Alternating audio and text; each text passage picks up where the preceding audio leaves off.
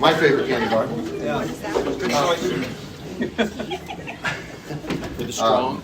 So this is week 4 on the conscience. We're doing 1 Corinthians 10 today. So I'm going to start today with a few questions that you have submitted on the questionnaires. One is, how do you handle it when someone doesn't allow for others to have a different conscience and considers them wrong and won't allow others to be different? So this is the question that Gaius is facing, we think, right? Philon doesn't want to let Gaius be different in his conscience. And so Gaius is trying to figure out, okay, do I share my knowledge? Do I not share my knowledge? What do I do? It's a good question. I'm just sharing these to give you a sense of what the class is struggling with. The second is, what if the thing that you are doing or not doing to honor the Lord is based on a misinformed or lack of understanding of who God is? Or what the Bible says, I think you might add with this particular one. So this will be answered more in a couple weeks, but for now, I think Philon and Gaius would probably point to each other and say, you're the one who has to, right, figure out what God has said.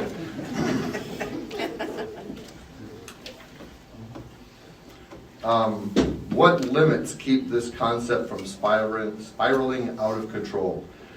We have to call each other to repent from something. So this was actually submitted in the first couple weeks when we were looking at Romans 14. And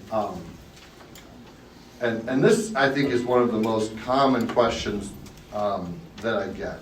This may be the number one question, is if you have to treat everyone who has a different conscience as though, well, both have to be right. That's kind of what we said in Romans 14. Or both could be right, at least. How do you ever confront one another about sin? Can you do that? And if there's some issues that you confront one another on and some you don't, then how do you decide what's a judge your brother issue and what's a don't judge your brother issue? So difficult questions, and I'm glad you're struggling with those. If you missed last week, did anyone miss last week? Raise your hand if you were not here last week. Oh, that's a few. Okay, so you're going to, and you didn't listen to it either. Okay. So we met Philon and Gaius. They're visiting from 53 or 54 AD. At any rate, they're here from one. That's why his beard looks like that. Kind of missed the togas. Yeah, they didn't. Our wedding is being washed. So at any rate, they're here from 1 week before the Corinthian church receives 1 Corinthians, what we call 1 Corinthians. And so we're reading together 1 Corinthians 8 and 10, which impact their beliefs. So what are their beliefs? Philon, who looks like your friend Forrest, believes that what is offered to the Corinthian gods is really offered. And so it is sinful to eat in the pagan temple. Yep. Yes, absolutely. And Gaius believes that meat is offered to nothing and concludes that he can eat in the temple. Correct. Yep. And on this issue, we noted that Paul, as we read through 1 Corinthians 8, we noted that Paul calls Philon and his position weak. And we agreed generally that means Gaius is strong. Okay. But we also noted that there are commentators who point out, nowhere in this entire passage is Gaius called strong. So out of curiosity, how many of you went home and read 1 Corinthians 10 because you so wanted to know what happens next? Okay, one hand. Is that Heath bar for that? No, you should get a Heath bar. Yeah, you can have a Heath bar for that. Come after you can have a Heath bar for that. So I ended last week by asking you this. Who do you agree with more? do you agree more with Gaius, who is strong and believes he can eat in the temple, as long as he doesn't cause his brother to stumble? Okay. Or do you agree more with Philon, who believes that it's sinful to eat in the temple? I actually had a questionnaire up last week, and 5 people answered it. I think it was so few just because we asked in class and everyone already answered it. But we had kind of a similar 4 out of 5 said, I think Gaius is right, but he would be wrong to do it in a way that makes his brother stumble. How many agree with that?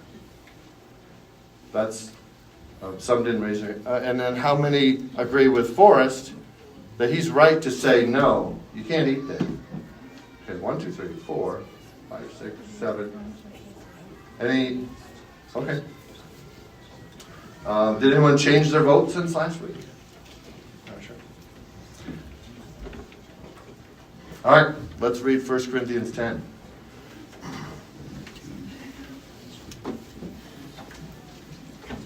Dan, I don't know what right is.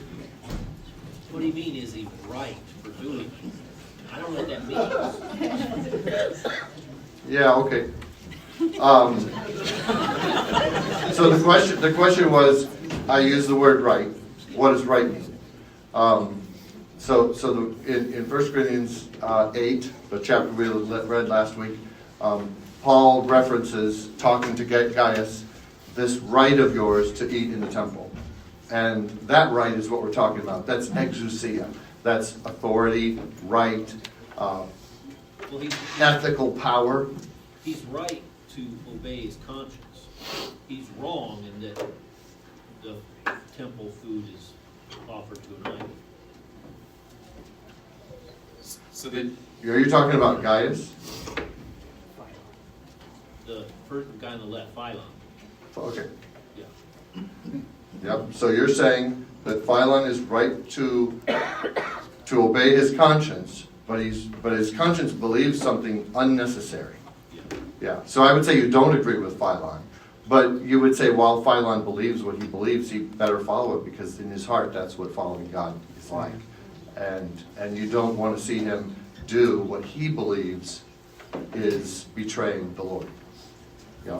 So I would say the way you're describing it, you agree more with Gaius.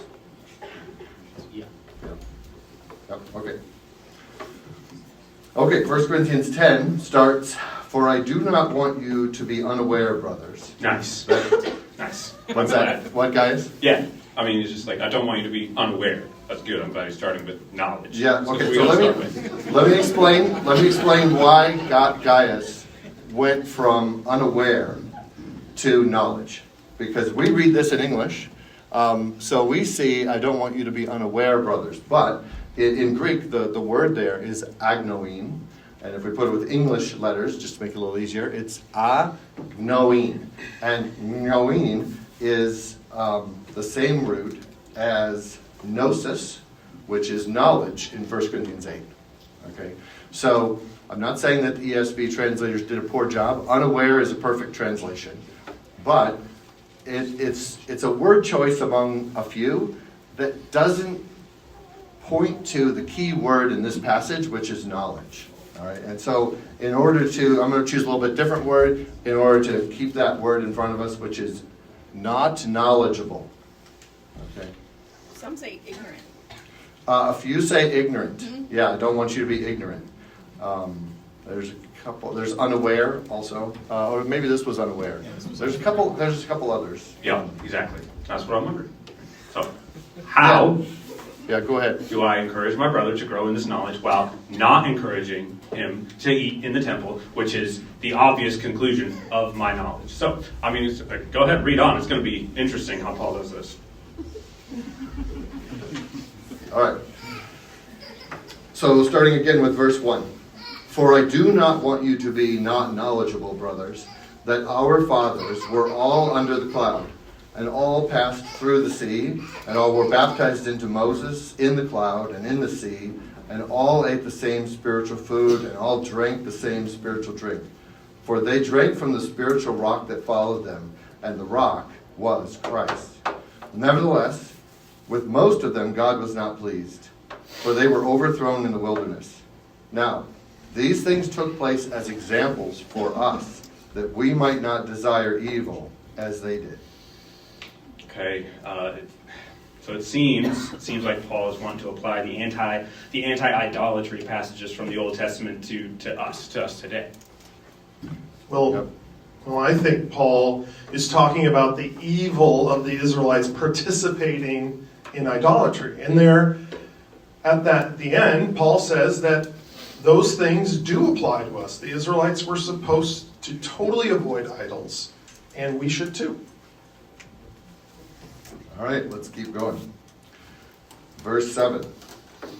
Do not be idolaters, as some of them were. That's right. There we go. Now, As it is written, the people sat down to eat and rose up to play. and I don't think they were just playing pickleball. No, the next verse actually makes that clear. We must not indulge in sexual immorality, as some of them did, and 20,000 fell in a single day. We must not put Christ to the test, as some of them did, and were destroyed by serpents, nor grumble, as some of them did, and were destroyed by the destroyer. Now, all these things happened to them as an example, but they were written down for our instruction, on whom the end of the ages has come. Okay, maybe, all right. But the Jews were dealing with people who actually believed in those idols. I don't know anyone who really believes in the so-called gods of this city, all right? I don't know anybody who believes that. But look, these things were written for our instructions. I'm very instructed. Yes, you are. All right, verse 12. Therefore, let anyone who thinks he stands take heed lest he fall. No temptation has overtaken you that is not common to man.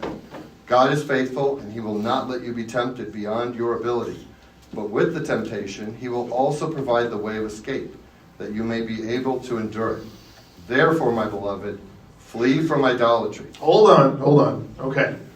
I'm just going to say it. Paul is not trying to fix my knowledge at all. He's saying exactly what I think. He's saying it better than I did. But this is everything I already think. Oh, and Gaius, you may think you stand, but you are dabbling in the worship of false gods, and you could easily fall back into it. Look, this is so frustrating, because why is he saying flee from idolatry? Because nobody here is idolatrous. I am not worshiping the idol, okay? I don't worship the idol. I consider it nothing, as I have taken great pains to explain. Yeah. But again, I think you should think about what God has always expected from his people. I mean, if you're right, then the correct response to all those idols throughout Jewish history would have been to just call them nothing. But that if you read the scriptures, it was clearly not what God expected. He expected the false gods, the idols, to be torn down and destroyed. Food offered to them was not to be eaten, and they were not to be allowed into the houses of God's people. Again, though, these disobedient Jews were honoring the idol. I am not doing that, all right? So it depends on your heart. Your heart is what makes this worship or not. Okay, let's get back to the letter. We're at verse 15. We're at verse 15. Paul says, I speak as to sensible people. Judge for yourselves what I say. So Paul is, I'm going to say to one of you, and I think maybe you're starting to know who, Paul is pleading for your reconsideration and for the adoption of a proper conviction against idolatry. Paul has an opinion about the argument that you guys are having, and I think you can tell he wants to give it. But what he wants even more is that each of you would think in his own mind, and for one of you to come to a better conclusion. And for our class, and as we think about convictions, I think that is a lesson for us, that just because something is disputed, just because it gets put in the weak, strong framework. Right? Just because if we're having a discussion and I say to you, man, I could not in faith do what you're doing. I'm a weak brother. All right? Just because I've declared that thing to be in this weak, strong framework does not mean that you're just fine, and that proves that it's fine for you to do what you're doing. You have to think, you have to study the Word, and you have to apply it, and you have to obey it. And I think we're getting the picture here that one of these brothers needs some improvement in that. Well, let's keep going. Verse 16, and this will be interesting to us today because this was actually very timely because we just did Lord's table. So verse 16, the cup of blessing that we bless, is it not a participation in the blood of Christ? The bread that we break, is it not participation in the body of Christ? Because there is one bread, we who are many are one body, for we all partake of the one bread. Consider the people of Israel. Are not those who eat the sacrifices participants in the altar? That's the point I've been struggling to make. Sacrifices, or maybe I could say the eating of sacrificed meat, is participation in the sacrifice, which means we are accepting the sacrifice. We are accepting or declaring that the sacrifice was for us. How can you do that in a pagan temple? Again, but that would imply then that the idol isn't nothing. I mean, what do you really believe about Asclepius? Right? Do you believe that Asclepius can make people's health better? Do we just go around with a staff and a snake? Do we just, because they have that there, does that automatically make it something? No. All right? It doesn't make it so. Okay. Nothing doesn't mean nothing in every sense. People do have stories of being healed, and I do think very likely there were spiritual powers behind that. Nothing means to me in my life and where I turn for guidance and help. It is nothing. But in the past, it wasn't nothing to me. And even now, they aren't nothing to most of the people in Corinth. Yeah, but you said you think that they have power. That seems like you don't really believe in this in the nothingness of the idol. Okay? Okay, let me interrupt you guys because I think Paul is going to address this next. So we should go on to verse 19. But before we do, I just clarify that when participation in, if you look at different views, Lutheran and Presbyterian and Catholic views of Lord's table, this word participation can be problematic depending on how it's used. And so for me, I actually like and use the word participation because of this verse 16. But I would just clarify, it is participation. When we take Lord's table today, it is participation in the one sacrifice that was made at Calvary. It is not a re-sacrifice. Steve got a question. So the very thing that we did this morning, which is confess before we took, participated, like you said, in communion, the Lord's table. So it would be obvious that if you didn't confess, and even Paul says it himself, there are people who are taking the bread in an unworthy way, not worshiping. To me, that seems the same thing as what Gaius is doing. It's according to the idolatry or the demons behind it. He's unworthy. Okay, let's go forward because I think we'll be there in just a moment. But I think that's an important thing. There is a participation that is not true idolatry. It's at the very most somebody's You're talking about the temple. All right, so I think Paul's going to address that. So Paul says, verse 19, what do I imply then? That food offered to idols is anything? Or that an idol is anything? Or you could say something. So before I go any further, Gaius, I think this is your objection, right? Yeah. Paul just More or made a less. long argument from the scriptures and from common sense.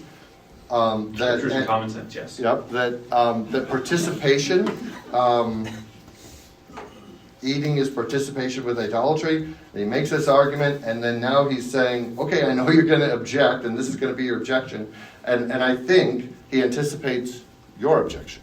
Yeah, right. So Paul is he's acting like the offering matters, like it's really offered to something or anything, right? So he needs to somehow clarify that these offerings are offered to nothing. That's what he needs to clarify. And I think, I'm glad you recognize Paul anticipated your objection. I think that means Paul knew how you would react to what he has said so far. All right. Yeah, read on. I want to Okay. hear what's next. So verse 19, what do I imply then? That food offered to idols is anything, or that an idol is anything? Verse 20, no. Okay. Aha. Before we go any further... No, okay. we can stop. He's been vindicated. All right, raise your hand if you have a KJV. The first word of verse 20 is no in our ESV. But raise your hand if you have a KJV. Someone? Okay, what is the first word of verse 20? God forbid. God forbid? That's my guess. Oh. That's your guess? Why did you? Okay, who has the KJV and what is the first I have the word? New King James. Okay. It's rather. Yep, New King James is rather. King James is but. And we have Amplified Bible. Okay, the Amplified Bible is what I'm actually going to use. It's on the contrary. I'll put my vote again for no. Right. So I think the KJV, the New KJV, and the Amplified have this right.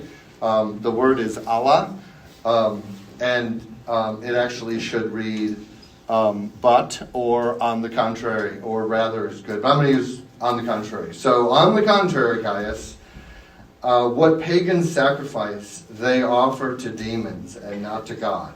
I do not want you to be participants with demons. What? Yes. Thank you, Paul. Is he saying? Yes. So remember, Philon's reasoning was that what was offered was really offered. That was in chapter 8. That was part of why Philon believed what he believed. And here in this verse, turned off my echo. We see that Paul is saying that it is indeed offered to demons.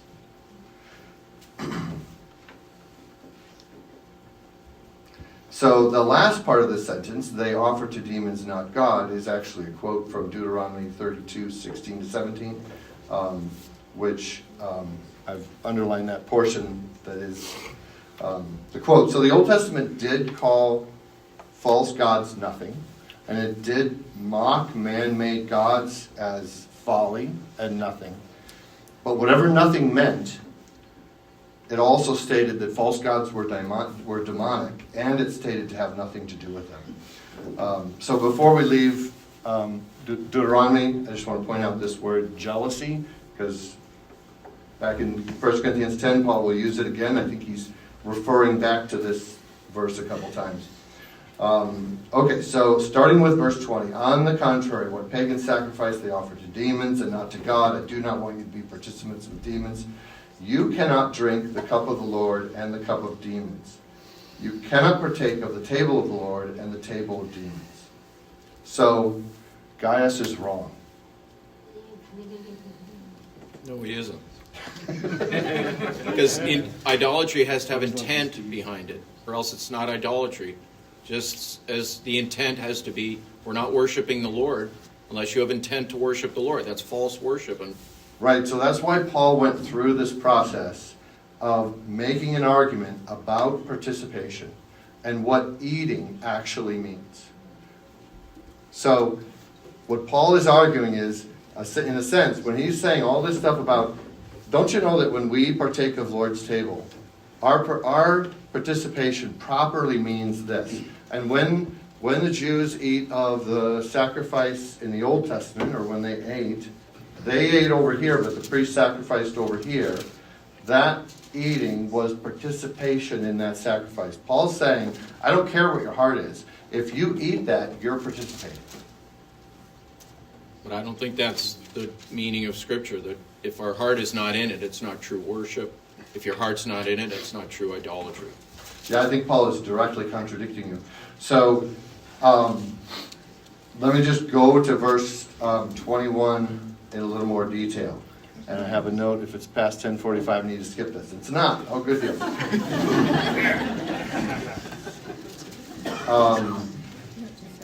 So there's two sentences in this verse. And I'm going to start, I'm going to look at them in Greek, okay? And I'm going to start by putting them in Greek word order. Not you can the cup of the Lord drink and the cup of demons. It sounds like something Yoda would say, but you can see it has the same sense. And then for the second, same thing. Then we can add the Greek, okay? And there it is. Okay, so this says, Oudunaste poterion kuriou, pinin kai poterion daemonion. Okay. Now, it's maybe overwhelming, but there's a surprising number of terms that we already know here. So this first one, poterion. In English, the first 5 letters would be spelled P-O-T. This is where you can get a candy bar. P-O-T-E-R. What English word do you think derives from P-O-T-E-R? Yeah. Potable? Okay. You still will get a candy bar. But okay, so potable derives from the same Proto-Latin and Greek word that this word derives from, but it doesn't derive from that. Potable means able to be drunk or drinkable. Nope, that's not the word. P-O-T-E-R. What else? Potent. Nope, not potent. Potter. Yes, this is the cup. All right, you have another candy bar. So, P-O-T-E-R is pottery. So do not drink the pottery of the Lord and the pottery of demons. Okay. Next, okay, raise your hand if you grew up in a Lutheran church. I did. Okay, we have 2 hands. There was a song in the liturgy that goes, Lord, to whom shall we go? You have the words of eternal life. Do you remember that song? What's the name of that song? It's written above it in the liturgy. It's the something. Okay, raise your hand if you grew up in a Catholic church. Okay, there is a song that is beautiful and haunting, and it repeats the line, Lord have mercy. Do you know that song? What's that song called? Kyrie. Kyrie, yes, and it's Kyrie eleison, Lord have mercy. The Lutheran one is called the Kyrie. So, okay, go get a candy bar. Okay, so that is the word kuriou. Kuriou is just the genitive, which means it's of the Lord. Okay. Who's studying cell biology? Any biology majors? And this one might be harder. What is it called when a cell, like an amoeba, eats something? What is it? Eukaryosis. No, not eukaryosis. Although it is a eukaryote. Yep. Is that phage? Yep, you're partway there. It's phagocytosis. And what is it called if a cell eats something that is liquid, so it drinks something? This is a harder one. We have to have somebody studying cell biology to get this. Anyway, it's called pinocytosis. The Greek word for drink is pino, and here it is as to drink. And then last is daemonion, which is literally just demon. We hardly have to translate that. Okay, so 2 more words to look at, which is oudunaste. Let's go back to Romans real quick, because we didn't do this. So I put the English back up so you can see that poterion is cup, and Lord is kuriou, and drink is pinen. So we go back to Romans 15:1. We who are strong have an obligation to bear with or pick up and carry.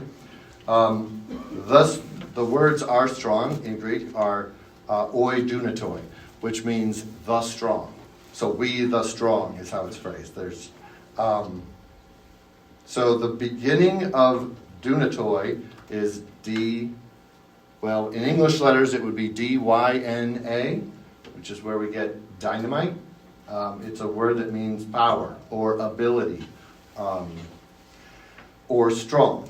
And here it's translated strong. All right, so if we go back now, I was going to make it bigger for you.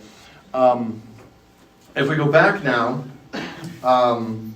and look at ou dunaste, ou means not. So this second word, dunaste, has a different ending than what we saw in Romans 15:1, but it's duna. It's D-Y-N-A. Okay, so the word here for strong, or powerful, or able, it means you cannot. Do you see how can fulfills in English? Our English Bible says you cannot, right? Paul says you cannot eat the cup of the Lord and the cup of demons. You can't do it. But the word he uses is the same word as strong. And I argue that since weak and strong is a big part of this whole discussion, it ought to be maybe translated strong. At least it should be translated, or maybe they both should be translated able, because that's the other argument I've made, is that weak should be translated as unable, and strong should be translated as able. So I think here, if we look at it in this sense, what Paul is saying when he says ou dunaste is not you are strong. Do you see that? So, and then also here. So literally Paul is telling Gaius, not you are strong to drink the cup of the Lord and the cup of the demons. Not you are strong, table of the Lord to partake, and table of demons.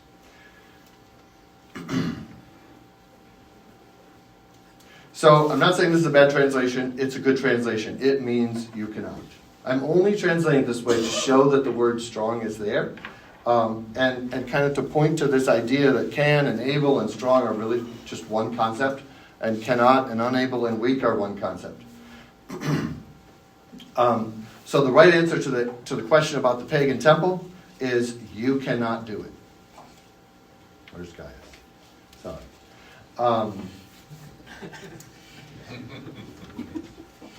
And the way Paul wrote that was literally, you are not strong.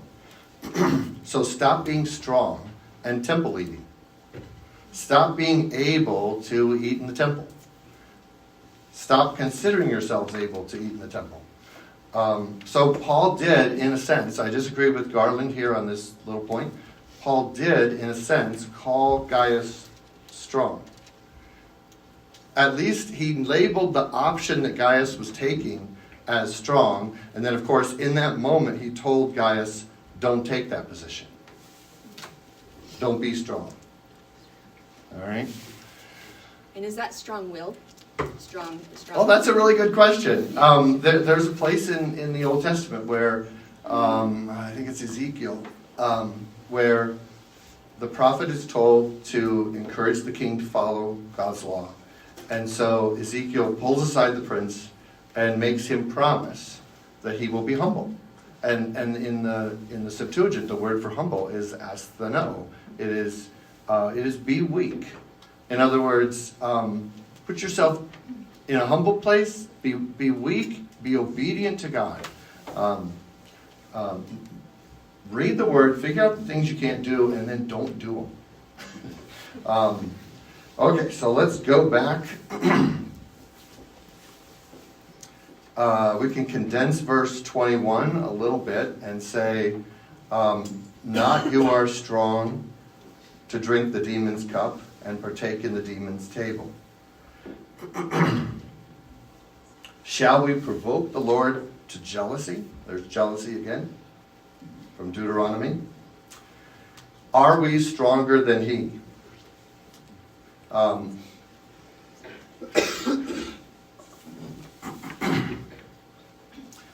So Gordon Fee in his commentary says, this line, "Are we stronger than he?" is puzzling. I don't know what he means by that. I don't think it's that puzzling, because to me he's talking about strength as a position of ethical determination. In other words, the strong one has the right to decide for himself what he's going to do and not do. So in Romans 14, the strong decided, I'm going to eat meat in the market, and that was okay. God is strong. He decides whatever he's going to do, and he does it. We are not strong. And that's what this last question is getting at. He's basically saying, you may think it's great that you're strong, that you're able to do this, but God makes the rules. Don't you realize that? We're not stronger than God.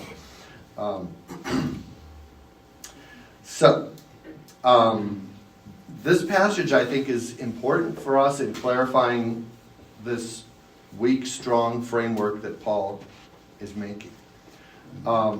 People want to limit Romans 14. They say this passage is about disputable matters, right? And not everything is disputable.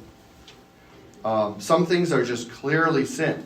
And those things are not Romans 14. They are not part of the weak, strong dynamic or framework.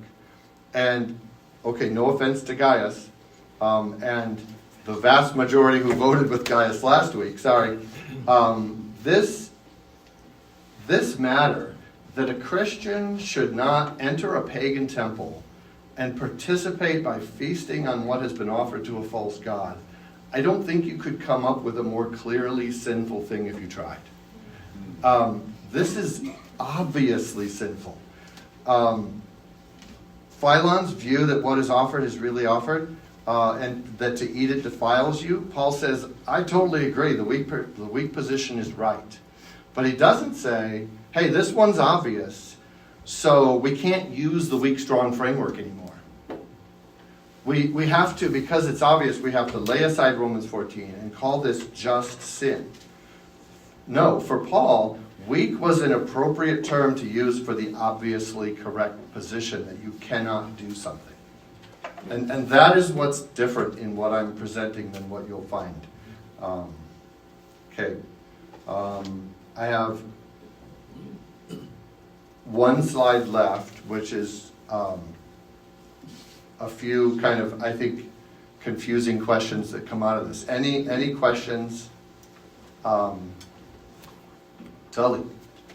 So in 1 Corinthians 8, he says, referring to food offered to idols, we are no worse off if we do not eat, and no better off if we do. And then second, so that's kind of contrary maybe to what he's saying in chapter 10. But the second question is... Well, did you read it super carefully? So you're referring to where Paul says, we're no worse off if we... There's kind of some extra negatives in the sentence. We're not worse off if we don't eat. And we're no better off if we do. Have I got that quoted right? Yeah. Yeah. So what he's telling Gaius is, he's moving in this point in chapter 8 to tell Gaius, you think you have the right to do this. And now I'm going to try to persuade you that for Philon's sake, I don't want you to use that right. And so he says, there's no benefit to you if you go to the temple. It's not going to help you spiritually. And Philon isn't missing anything. So that's an element in the persuasion. But he doesn't actually say he doesn't comment on whether you're worse off if you do eat it. Well, then in Romans 14, he's talking about eating meat that's been sacrificed in the market, eating meat from a market that had been sacrificed at a temple. Yep. Is there a distinction between that context of eating meat? I'm just going down to Hy-Vee buying meat that ended up originally being sacrificed at the altar versus going into a temple and participating with eating meat that's being sacrificed right before my eyes. Yeah, well, and also we'll have to look at the last 10 verses of 1 Corinthians 10, which I don't have planned for today, because Paul talks to the Corinthians about market meat. And there he says, go ahead and eat it, don't ask questions for conscience sake. But if someone says to you, you're there and the salesman says, oh, by the way, this over here was offered to Asclepius. It's got a blessing for your health. Okay? Then don't take it. And he says, don't take it, not for your conscience sake, but for his. In other words, this is how I see that. If you take it after being told that, then you're communicating to this pagan man that you also see that as a benefit, and you want the health benefit from Asclepius's meat. John. I was going to say there's a break in between here. There's a whole chapter 9 in between chapter 8 and 10. Could you just maybe summarize what Paul is arguing in between those two? Yep, we did skip chapter 9. Chapter 9 is an elaboration on when you give up your rights. Because remember, at the end of chapter 8, he's very dogmatically arguing to Gaius, to the temple meat eater, that he should lay aside his right that he believes he has for the sake of the weak. And then chapter 9 is an elaboration on that, and Paul gives different instances of how he gives up his own rights for the sake of his ministry, for the sake of the gospel, so for the sake of new believers, and for the sake of current believers. And there was something in chapter... Oh, go ahead. How significant is it that Paul talks about lifeless idols in chapter 8, made out of wood, eyes that don't see, etc. But then he changes the language to demons in chapter 10. Are we to see those as equal, or is there a different entity that demons really are real, even though the idol isn't? Yeah, so I told you when we first started 1 Corinthians that 1 Corinthians as a book is a book that liberal scholars tend to break up in little pieces and say, this is a collection of letters. It cannot be one letter because Paul is changing his mind. In chapter 8, Gaius is told, you have this right, you have knowledge, and because of your knowledge, and knowledge that I share, because he says we have this knowledge, because you have this knowledge, you can eat in the temple, but you got to watch out for Philon. But then in chapter 10, he says, you can't eat in the temple, are you nuts? So they say, well, this is obviously two different letters, and it's probably a couple years apart, and Paul just changed his mind. So that actually is my first question. If I was going to do the questions based on this, was why do 1 Corinthians 8 and 10 seem to differ so much?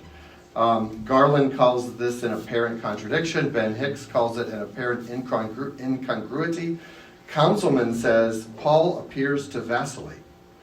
Andrew Nazelli says in 1 Corinthians 8, Paul appears to have a category for a Corinthian Christian eating meat sacrificed to idol in the idol's temple without sinning, but that seems difficult to harmonize with 10:14-22 because there Paul appears to say that eating such food is worshiping demons. And these seem to contradict. So I think they actually don't. I'm not sure that I have time to explain why. I do think that when Paul says we know that an idol is nothing, I think he really means it. If you look at Acts 19, 24-27, Demetrius is a silversmith in Athens. He's stirring up people against Paul, and he gives a speech saying that Paul's teaching is ruining stuff for him because he wants to make these idols and sell them, and they're not selling as many. So he wants Paul to be, I don't know, something bad to happen to him. And one thing he says is, and there is danger that the temple of the great goddess Artemis may be counted as nothing. And so it really just means to be disrespected. It doesn't mean that no one believes Artemis ever existed. It means they don't respect her anymore the way they used to. And if you look at chapter 8, Paul does warn the knowers. You don't know as you ought to know. The warnings are there.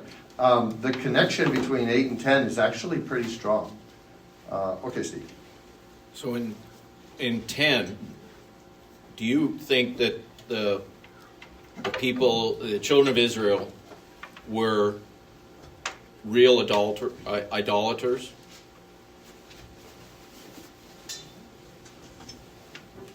I guess you're asking me to read their mind, but probably so. Right. I mean, what we know is that they made a calf, they took foreign gods, they worshipped him, and they died for it. And the people who I don't know that I'm not sure we're told. I mean, I guess they did say, make us this God and we'll worship it. I think they had a, yeah. Right. They looked to the serpent on the pole as something that would heal them. Yep. They looked to the calf as, hey, this is not working. We got to make a calf, and then something will work. Where's Moses? They were told to look at the serpent on the pole. That was listened. Wrong. Well, And- when they continued to I'm just saying, don't mix that one incense in. and stuff like that, later on, they had to destroy it, right? They had to destroy it, yeah, so- and they weren't to keep it. Right. So, Even. and he's saying that the people who are eating at the table were like the children of Israel, who put intent in what they were doing. They believed God, and then they were also idolaters, which classifies them as idolaters. God's jealous. I don't want any of my. So Yeah, but I think if you read through this passage, you'll see that in the end, it wasn't a heart issue for Paul. Being there and eating was participation.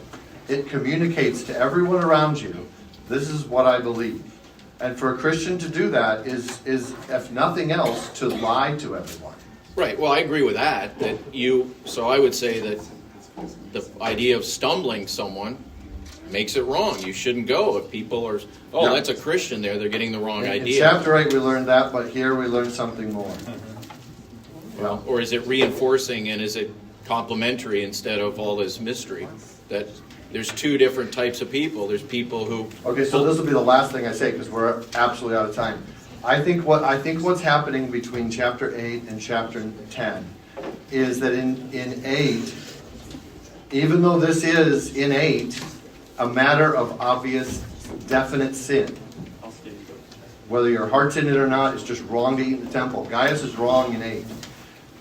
But in chapter 8, it's more like what we have today. God's not going to come, Paul's not going to come and settle an issue for us. What we have in chapter 10 is Paul pulling back the curtain that we don't get pulled back and showing us that some things that we dispute about, there's actually a right answer that one side has and the other is wrong.